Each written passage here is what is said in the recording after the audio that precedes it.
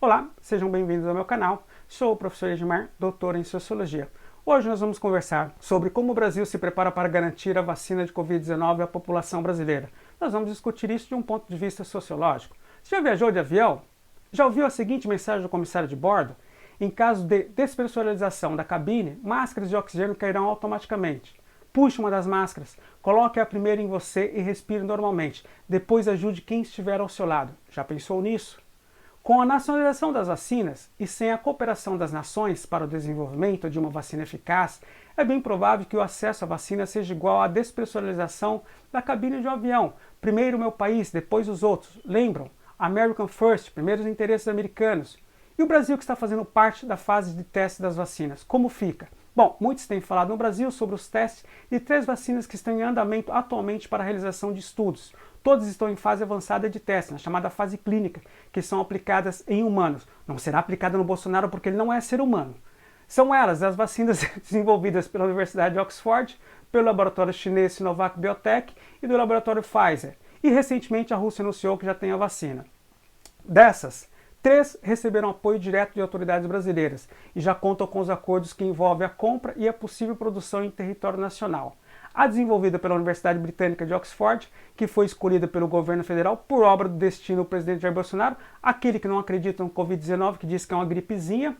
A que está sendo desenvolvida pela chinesa Sinovac, que tem o governo de São Paulo como parceiro, e a que está sendo produzida pela Rússia, que celebrou recentemente um acordo de compromisso com o governo do estado do Paraná. Apesar do Brasil fazer parte dos preparativos para a testagem, produção e distribuição de uma vacina, não coloca o Brasil em uma situação segura na corrida para imunizar sua população. Isso não garante que seremos beneficiados ou seríamos um dos primeiros a receber a vacina em caso de sucesso. Depois, ao que tudo indica, estamos desesperados pela chegada da vacina. Falamos em começar a vacinar a população esse ano, sem ao menos termos a certeza da eficácia da vacina. E isso pode trazer consequências desastrosas para a sociedade. É preciso seriedade e responsabilidade por parte dos governantes. Precisamos primeiro fazer funcionar as medidas paliativas de combate ao coronavírus, aquelas que nós não fizemos funcionar no passado, e esperar pacientemente por uma vacina que seja eficaz. Diante da corrida para ver quem chega em primeiro lugar na produção da vacina, estamos diante de um tipo de nacionalismo de vacina, ou uma abordagem, meu país primeiro. Temos até uma disputa regional no Brasil, para saber quem vai ter a vacina primeiro. O estado de São Paulo em parceria com o laboratório chinês, o estado do Paraná com o laboratório russo, e o governo federal com a Universidade de Oxford. Não podemos depositar todas as nossas esperanças em solucionar os problemas da sociedade brasileira com a vacinação. Começou a vacinar, acabou os problemas, agora posso viajar para a Disneylândia. Isso não é verdade. Primeiro que a vacina não chegará para toda a população.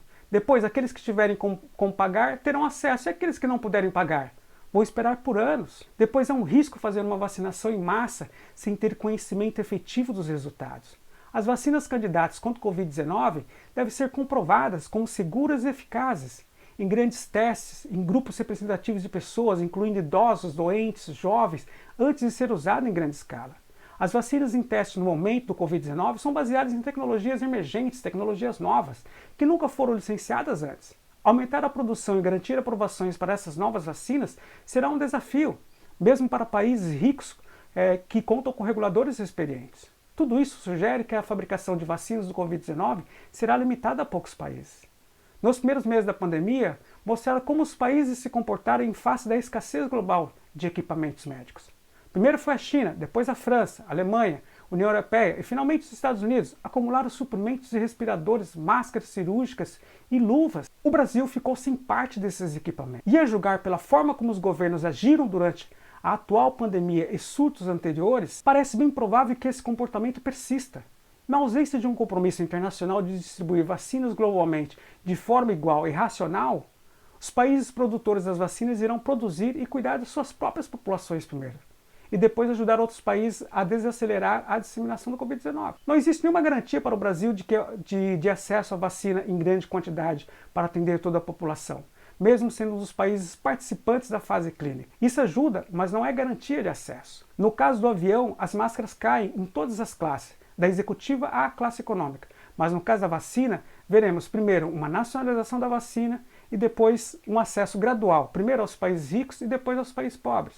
E quando chegar ao Brasil, primeiro será atendida a população rica e depois a população pobre. O tempo dirá se estou certo. Se você ainda não se inscreveu, inscreva-se e curta o meu canal para receber novos vídeos. A minha gratidão por você ter ficado até o final desse vídeo. Muito obrigado.